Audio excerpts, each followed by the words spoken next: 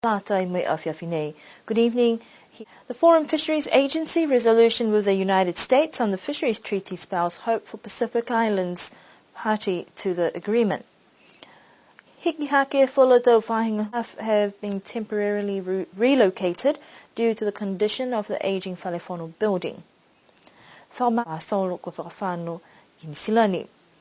Kiwi Bank explains postal options for customers following some concerns. The Education Department reaches out to Niue High School alumni and former students to contribute towards marking. For us, that has now been agreed, and a revision to the Statement of Intent, as far as we understand, has been agreed and signed. I've seen the signature on the US side that has come through, been relayed to us.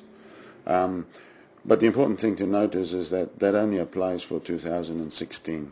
And so the Ministers of Fisheries approved in October last year a small working group to help advance a new model for the treaty that might be acceptable by the US. Mr. Basisi highlighted that the treaty is more than 20 years old and a new model has been proposed to be more up-to-date, commercially oriented, and ensure that fleets pay the commercial rates that are enough to secure US government funding. The US government will continue to contribute their $21 million to this treaty, separate to the industry or the boat owners' payments, which will account for the other $40-odd million, depending on how many days they agree to take. And then outside of that, there will be some flexibility for vessels to go and buy days individually with different Pacific Island countries. So that essentially is where we're at. Our understanding is that that arrangement for 2016 won't affect the monies that we and the government usually receives under the treaty, simply because what had been negotiated up to this time had the US industry paying commercial rates, and the government component of the payments going into the treaty would actually provide for the equal shares and the project development funds that each of the parties receive. US vessels are to resume fishing in the Pacific due to this extraordinary effort on the part of Pacific Island countries to find a resolution to maintain, amend, or extend the treaty after years of discussions and negotiations. One of the difficulties or challenges for the Pacific Island parties will be to reallocate and sell the unused fishing days to other fishing fleets, including their own domestic operators, although the rates of financial return may not be as high as the rate agreed under the US interim arrangement because the fishing year is already underway. Ko whai tau seanga e tau tangata ngahua ke he whale whono hani we ke hiki atu ai e whale whakatawhono I whunua kula koe hiki anga nei ne whakailoi he matua palimia he motu koe lilifu ko toke tālangi he aho ua he mahina ne hamasi. Koe whale whono nei ne tālanga he tau tahe awhe hewe seu whitung whumawhitu. Si kua mai longa kua tuai mai longa tole kua ka kānoni ha koe tau matangi malolo ne wha toa I ke he motu ke he longa I tau ngaho. Si ta mai ai whoki e tau kona ngā sima tahi kua mai ke whakapopo e tau koloa ne tālanga ke whale nei. Le nā kei whai whakaholoanga po kei whakailoanga mai he whale whono ke liu tau se whale nei si hai iai ni e whakahikuanga ke menaka tupu ke whale mai he ofisa he whakatawhono ni we. Koe whenonga he matupale mia ki New Zealand he tau ngā kuku e kua mole atu ne ko mai ke ia ke moa e tā whakatutalanga moe maweheanga mali lifu ko Murray McCully he whakatawhono New Zealand ke moa e tau langomatai tope we ua poini 5 milion tala ke tālanga ke e whale fōu ke lātou e whakatawhono niwe I loa I whoki manako e ke tālanga e taha whale fōu ke lātou me taonga niwe whai langomatai whoki ne kua amanaki ke moa mai he whakatawhono ha Papua New Guinea. Nā kaila moa ia e mga hotonu ne kua amanaki ke kamata tālanga po ke maumau pōpua whē e whale whono fō he motu. The Parliamentary and Legislative Division of the Niue government, located at the mail sent overseas, people will need to use their registered mail services. That costs a little bit more in comparison to the normal postal service.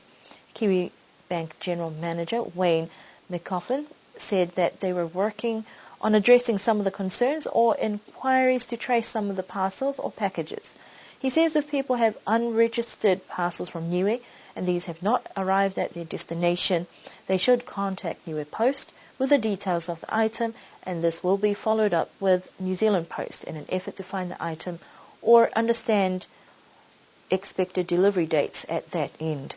Kiwi Bank and Niue Post staff have also been instructed to provide customers with more information about the services that are available to help resolve any confusion.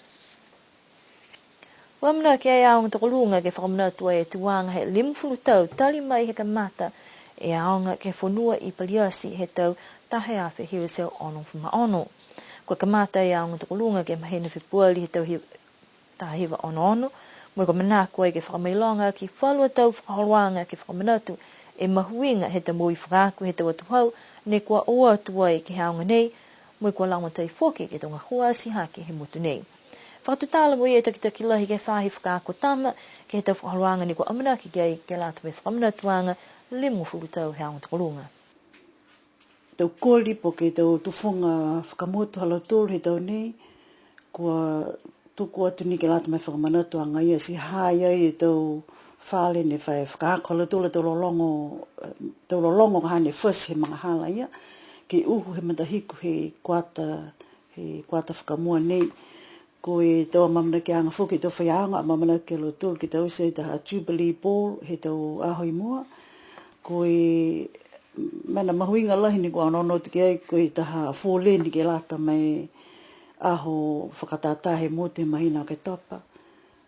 Ki fōle ni tau wahenga, lautolu ni mai ke o mahi te motu kehe, mo lautolu ni na nofi nei. Si ngasia ni mtakau me tau isa lautolu tau whakataha, ki fōle nei he aho whakatata ia. Kua wina I whoki ke he whalua tau whiaonga moi kua talia ke whakakoa e tau kōli me tau lolongo tuai, he waha ne kua whakakoa ke tau aonga.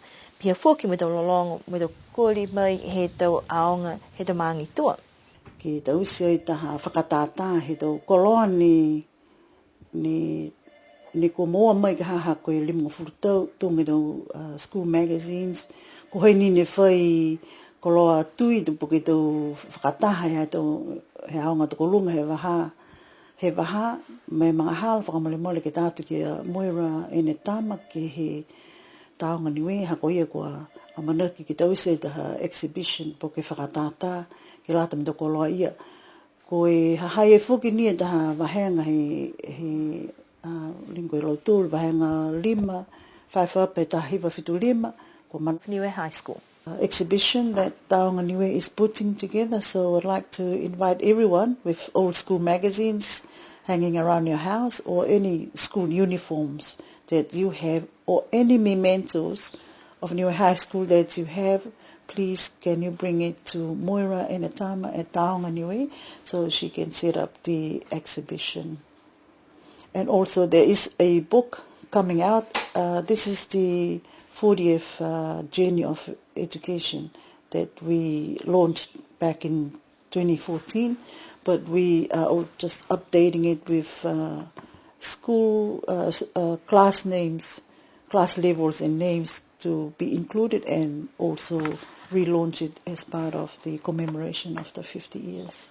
The Jubilee celebration also provides an opportunity as a launching pin for raising funds to help with some additional classrooms to accommodate the increasing number of students and options available to students.